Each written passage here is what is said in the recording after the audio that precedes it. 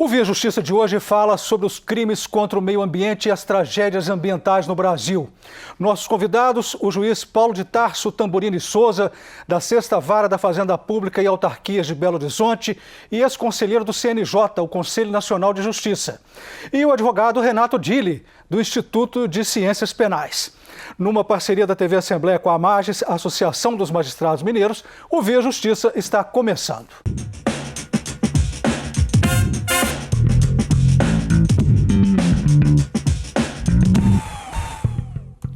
Rompimento de barragens em Mariana e Brumadinho, Minas Gerais, incêndios devastadores na Amazônia, problemas com os lixões e ausências de saneamento básico. Pergunto para os senhores, como definir a vulnerabilidade do Brasil em relação a um meio ambiente sustentável? Doutor Paulo. Olha, a nossa vulnerabilidade é praticamente a mesma vulnerabilidade de qualquer Estado e de qualquer sociedade, com uma responsabilidade extra no que diz respeito ao meio ambiente em si, em razão da quantidade ou da extensão territorial do Brasil, que dentro de uma série de requisitos, quando se fala do meio ambiente, nós temos a floresta amazônica, o seu conjunto hidrográfico, os biomas que existem ali, e que importa uma responsabilidade realmente muito maior do povo brasileiro e do Estado brasileiro. Mas hoje eu acredito que a responsabilidade ambiental ela consiste numa consciência que deve ser estendida, educada e passada a todo cidadão, a toda criatura, a todo ser humano do planeta inteiro. O que o senhor diz sobre isso, doutor Renato? Bom, a situação ambiental brasileira, ela impende todos esses esforços ditos pelo doutor Paulo de fiscalização, e a gente fala que, do ponto de vista criminal, é importante mais do que a punição efetiva, é a fiscalização ostensiva, porque a certeza de ser pego inibe mais o crime do que a ameaça da pena, né? Então, uma pena grave, talvez uma pena grande, não seja, o critério que iniba o agente, mas sim a certeza da fiscalização. Então, é importante, muito importante, e a gente encontra esse desafio na extensão territorial nossa. Doutor Paulo, o que diz a Constituição brasileira sobre o direito ao meio ambiente ecologicamente equilibrado? Olha, o Constituinte originário, ele deu uma relevância tão grande ao tema, em que ele colocou todo um artigo extenso com seus respectivos dispositivos, no artigo 225 da Constituição, onde ele começa tratando de princípios gerais de preservação ambiental, conservação ambiental, meio ambiente sustentável e vai até especificamente a proteção da Amazônia. Doutor Renato, restrições orçamentárias impedem até que ponto o comando constitucional? Bom, com certeza impedem, cada escolha do gestor público. Não deixa de ser uma escolha trágica, ou investir no meio ambiente, ele deixa de investir em saúde, educação e vice-versa.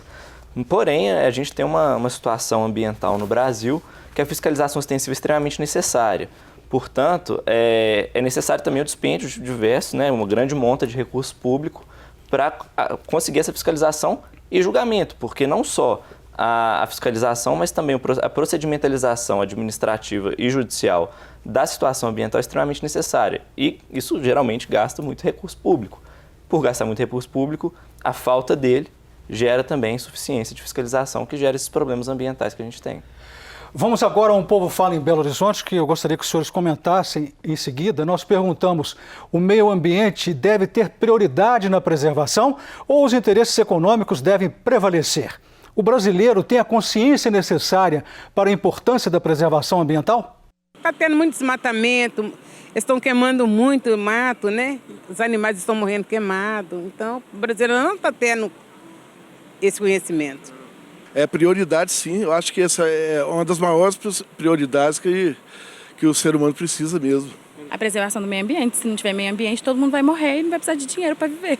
A gente tem uma biodiversidade enorme e creio que a gente faz o mínimo para cuidar da nossa natureza, da biodiversidade, da fauna e flora que tem aqui. E, inclusive, acho que é até uma questão de debate. Eu encontro muita gente que acha que é uma questão fútil falar sobre o meio ambiente. Tem sim consciência, sabe que tem que preservar o meio ambiente, a floresta, os animais, mas infelizmente eles têm a concepção que pode melhorar, que pode preservar, mas falta palestras de conscientização. Não que falta para eles ir, falta eles irem às palestras, falta eles se informarem melhor sobre o assunto. Falta conscientização, doutor Paulo? Olha, eu não tenho dúvida que sim, porque nós passamos de uma fase em que o direito era chamado direito do meio ambiente, em que se protegia o meio ambiente para o ser humano, então era um direito do meio. Hoje nós chegamos a uma fase em que nós temos o direito do meio ambiente, quer dizer, a própria preservação ambiental, uma vez que ela está ligada à nossa sobrevivência como espécie, então ela ganhou em si uma força nova de preservação e uma grande extensão conceitual comparado com antigamente. E o grande exemplo que eu posso dar hoje de comparação de desenvolvimento sustentável com o meio ambiente, se nós passarmos pela história, ao curso da história, por exemplo, a peste negra, que dizimou quase a metade da população da Europa e se espalhou pelo mundo, ela estava ligada exatamente a uma falta de conscientização ambiental, uma vez que a sujeira, o lixo, deixavam-se procriar ratos e o rato era o fator principal de transmissão da peste negra. Então, depois que isso foi descoberto, as primeiras medidas foram sanitárias. No Brasil, nós também começamos na época da Primeira República com medidas assim. E hoje, grande parte da própria sobrevivência da espécie não está ligada só à existência e preservação do meio ambiente, mas diretamente ligada à sobrevivência da espécie, porque nós chegamos à conclusão que somos um só sistema. Como que o senhor viu a fala popular, doutor Renato? Prioridade para a preservação ambiental ou para os interesses econômicos? Bom, na verdade, isso é um sopesamento de valores. O desenvolvimento econômico é extremamente necessário. Porém, a gente, com a Constituição de 88, a gente levantou o meio ambiente no direito penal a um bem jurídico, ou seja, um valor social extremamente importante para a manutenção da vida em sociedade, né? Então, o desenvolvimento, na verdade, não é uma escolha necessária, assim. A gente não tem que escolher o desenvolvimento ao invés de escolhermos o meio ambiente. Dá para fazer os dois se desenvolvermos seguindo as regras de maneira correta, de maneira sustentável, compensando ambientalmente os prejuízos causados por determinada atividade. Então não vejo essa relação excludente entre um e outro, mas um sopesamento mesmo, uma valorização mais para um, mais para outro, sendo que princípios básicos, preceitos básicos têm que ser respeitados, porque como a própria telespectadora disse, né, não tem necessidade de moeda, de dinheiro, de desenvolvimento se não tivermos um meio ambiente saudável para desfrutar. Como é a responsabilidade civil em danos ambientais? Olha, a nossa legislação, ela partiu de princípios e atendendo a valores, entre eles o princípio da precaução e o princípio da prevenção. Então, a responsabilidade civil no dano ambiental, ela vai girar em torno, sobretudo, desses dois valores. E a Constituição acrescentou ainda o desenvolvimento sustentável. Dentro desse aspecto, aquele que comete ou é o agente poluidor ou causador do dano ambiental, ele deve responder numa medida de reparação ou indenização, além de ter que desenvolver uma série de ações dentro desse princípio reparatório de reconstituir o meio ambiente à forma anterior dentro do possível ou acrescentar práticas em que aquela ação possa ser evitada de outra maneira no futuro. E além disso, ele também deve pagar hoje, dentro da responsabilidade civil, até a teoria do dano moral coletivo. Vamos falar no próximo bloco sobre a questão do dano moral coletivo e o senhor fala no próximo bloco sobre a lei de 98, doutor Renato, que é a lei de combate aos crimes ambientais. O Via Justiça faz agora um rápido intervalo e voltamos em instantes.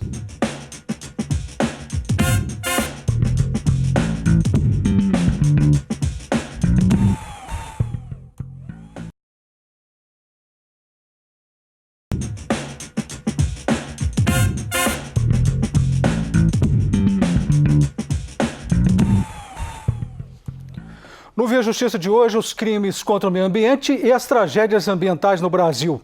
Participam do programa o juiz Paulo de Tarso Tamburini Souza, da 6ª Vara da Fazenda Pública e Autarquias de Belo Horizonte, ex-assessor do CNJ, Conselho Nacional de Justiça, e o advogado Renato Dili, do Instituto de Ciências Penais.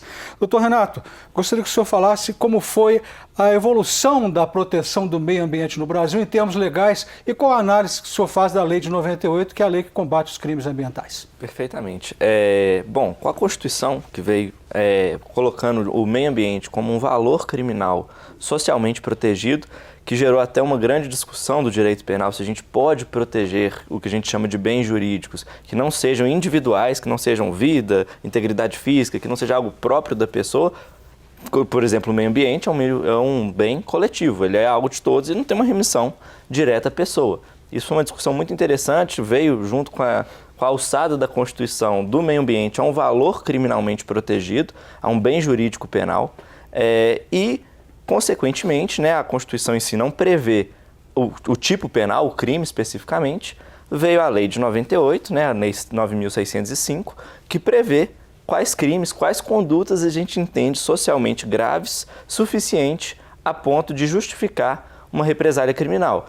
Então, a gente caminha num modelo evolutivo para um viés punitivista, um viés de responder à violência, à conduta desviante ambiental com a violência do Estado, que é a conduta que os países desenvolvidos têm adotado. A Alemanha, Estados Unidos, todos têm criminalizações ambientais.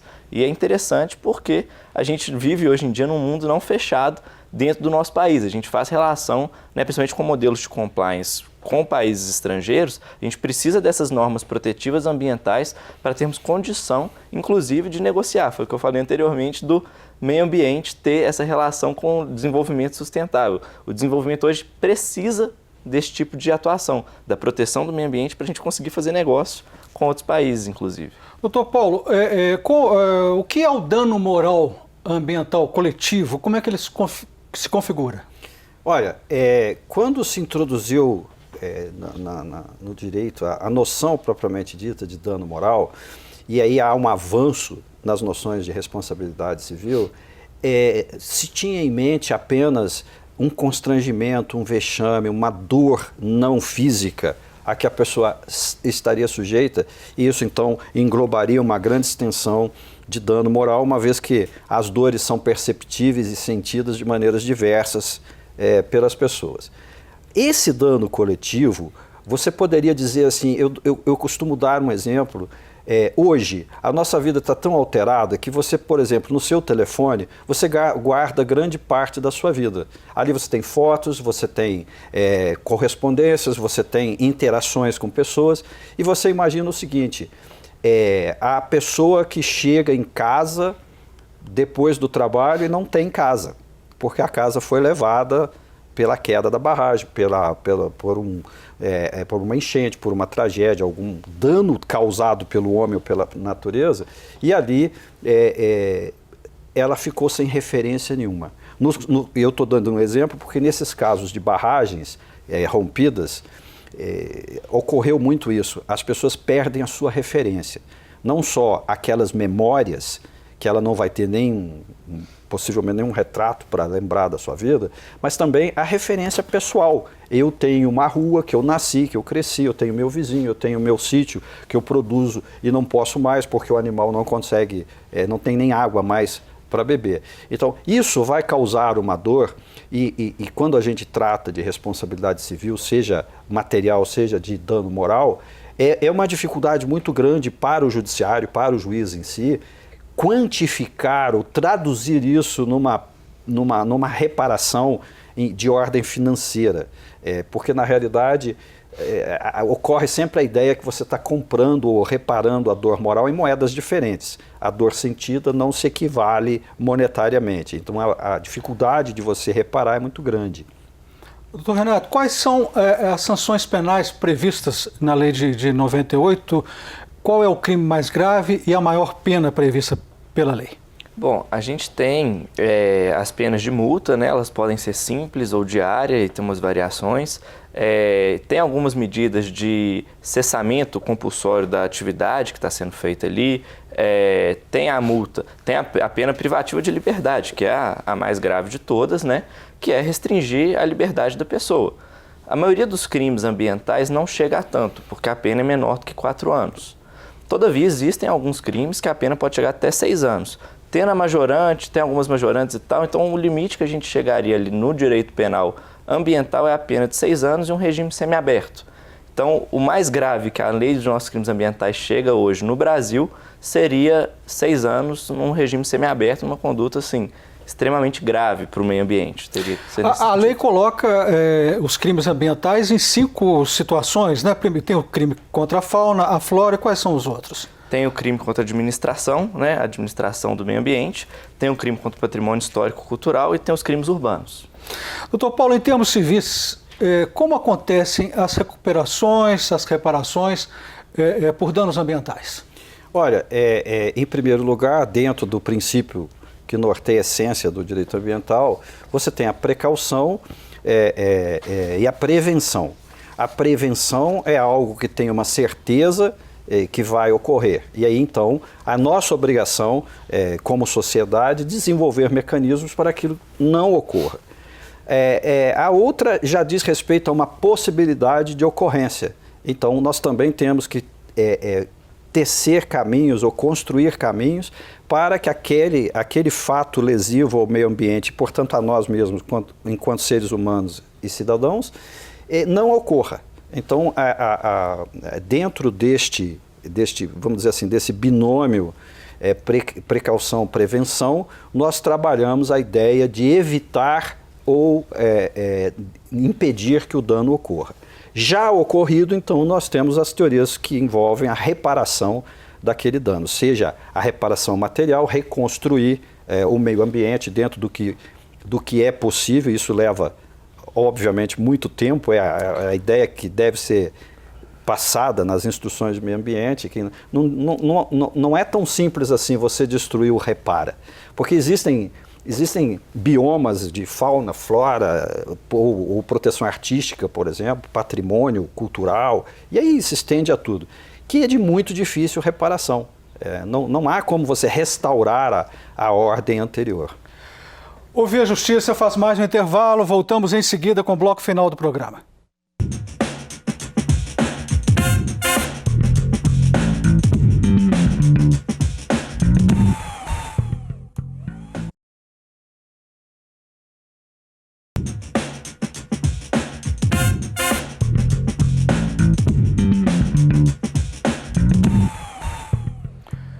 Ouvir a Justiça de hoje e a responsabilização civil e penal em relação ao meio ambiente no Brasil. Participando do programa, o juiz Paulo de Tarso Tamburini Souza, da 6ª Vara da Fazenda Pública e Autarquias de Belo Horizonte, ex-assessor do CNJ, o Conselho Nacional de Justiça, e o advogado Renato Dille, do Instituto de Ciências Penais. Doutor Renato, quais são os entraves na punição de crimes ambientais no Brasil? Quais são as dificuldades de se combater o crime ambiental no país? Bom, além da questão fiscalizatória, o Brasil é um país de dimensão continental e isso dificulta muito a questão de verificação dos crimes quando eles acontecem, né, longe das autoridades ou não geram efeitos visuais, sensoriais muito grandes. A gente tem o problema legislativo, que aí é uma questão mais técnica, que seria a norma penal em branco. A norma criminal relativa aos crimes ambientais, muitas vezes ela deixa a situação em aberto. Por exemplo, pescar na Piracema. A gente sabe que é crime pescar na Piracema, mas a gente não sabe, a lei não fala para a gente quando que a Piracema acontece. A gente precisa de uma portaria determinando isso. Então a gente tem uma imprecisão legal que dificulta certos casos. Outra questão também que tem dificultado, infelizmente, né, a condenação, né, a proveniência do resultado jurisdicional dos crimes ambientais é justamente a prescrição. Como eu disse, as penas dos crimes ambientais, via de regra, não são tão altas. Muitas delas prescrevem, são adstritos a juizados especiais e prescrevem em 3 anos, 4 anos, isso acontece. Então, a prescrição opera muito em casos de crimes ambientais e isso também é um fator impeditivo. Minas Gerais sediou em agosto o 3º Congresso Brasileiro da Magistratura e do Ministério Público para o Meio Ambiente. O doutor Paulo Tamburini foi um dos palestrantes nesse congresso. O senhor falou lá sobre os desafios do juiz, né, nessa questão ambiental. Sim. O senhor citou no bloco anterior sobre esses desafios, mas tem mais alguma coisa que o senhor gostaria de acrescentar? Olha, há uma dificuldade muito grande sobre este enfrentamento emergencial, porque uma coisa é como se você estivesse primeiro estabilizando o paciente e depois tratando o paciente. O ato inicial de estabilizar o paciente é aquilo que a gente chama hot zone, né? Está acontecendo e a gente tem que fazer alguma coisa. E o Conselho Nacional de Justiça, ao fazer uma recomendação, ele teve por base as dificuldades que nós enfrentamos, nós, o Judiciário de primeiro grau, naquelas tragédias das serras do Rio, de Petrópolis, Teresópolis, onde houve um grande deslizamento de terra, soterramentos, e aí você se deparava com situações em que havia necessidade de um trabalho organizado, conjunto de todas as estruturas que trabalham numa situação dessa. A nós do Judiciário, por exemplo, havia a necessidade emergencial de resolver problemas como soterramentos e corpos insepultos, e que você tinha que fazer alguma coisa até que pudesse tecer uma maneira emergencial de identificar aquelas pessoas, até por questão de saúde pública, eles não podiam ficar expostos, até crianças perdidas de pais, ou que você teria que resolver guardas e decisões assim desse nível. Então, ela ia de uma situação aparentemente tão simples como essa até coisas bastante complexas, porque você teria que rearrumar a situação ali na onde aquilo aconteceu. Então, a dificuldade que o juiz enfrenta de primeiro grau em face a um dano, uma tragédia de grande potencial como esses que ocorrem, ela está ligada exatamente àquela resposta inicial, mas que se faz em conjunto com todas as estruturas. Acho que, e não só no meio ambiente, mas como em tudo, nós temos sempre que aprender a trabalhar em conjunto com todas aquelas funções que são essenciais à solução do problema. O doutor Paulo Tamburini é o juiz responsável pelos casos da tragédia de Brumadinho na primeira instância, não é isso, doutor Paulo? E certamente nós não vamos perguntar, né? Está na sexta vara. Está sob júdice, né? Mas está na sexta vara, que é a vara do senhor.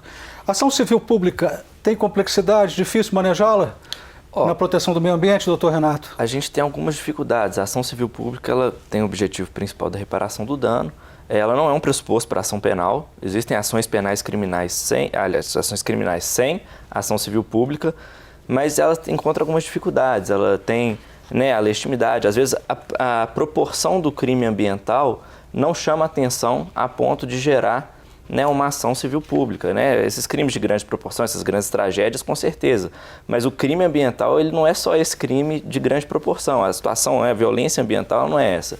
Ela acontece odiernamente. A pessoa destrói um patrimônio cultural, solta um balão, desmata uma pequena área ali para construir uma fazenda. Isso tudo envolve a criminalidade ambiental e, via de regra, não gera ação civil.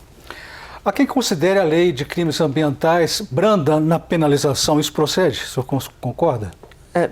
Tem dois pontos de vista, na verdade, porque ela é branda se você for verificar a procedimentalização e como ela é mais baixa, a prescrição rege pela quantidade de pena aplicada. Então, como ela é mais baixa, a prescrição acontece muito por causa disso. Então, para esse fim, ela é branda. Todavia, se você for ver o sistema penal como um sistema completo, etc., nem tanto. O meio ambiente é um valor protegido com certa força. As penas ali giram em torno até 4 anos, 5, máximo de 6 anos. Mas, se você for ver, a sonegação fiscal também, alguns crimes que têm potencial ofensivo, tal qual o crime ambiental, estão no mesmo nível ali. Então, acho que não. 1 minuto para a gente terminar o programa, vamos para as considerações finais. Gostaria que o senhor falasse, doutor Paulo, quais as lições dos desastres ambientais, de forma rápida. Olha, a primeira delas é o quanto nós ainda temos que nos educar e provocar mudança nos nossos valores e nas nossas ações. Essa, sem dúvida, para mim, é a grande lição. Até porque hoje isso dentro do que nós enfrentamos e vemos pelo mundo afora, é a noção da própria sobrevivência da espécie. O senhor agora, doutor Renato? Bom, reiterando as palavras do Dr. Paulo, né, acredito que a conscientização é o caminho mais claro, mais fácil para a gente atingir esse objetivo. A criminalização de determinada conduta, ela não necessariamente ela impede que a conduta aconteça. Se fosse assim, bastava criminalizar que não teria mais crime no mundo, né? E a gente sabe que essa não é a realidade. Então, o direito penal, o papel dele é punir, é tentar prevenir que o crime aconteça pela punição. Só que a gente já viu que isso é uma medida meio inefetiva, ela tem a sua eficácia, mas ela é limitada. Então, a educação, o investimento em conscientização, principalmente dos pontos mais nevrais dessas situações ambientais estratégicas, ambiente, floresta, é o principal ponto e esse seria o principal foco mais eficaz de política pública. Muito obrigado aos senhores pelas participações. O Via Justiça de hoje termina aqui. Nós conversamos com o juiz Paulo de Tarso Tamburini Souza e o advogado Renato Dili. E-mail para contato viajustiça@marges.com.br e até o nosso próximo encontro.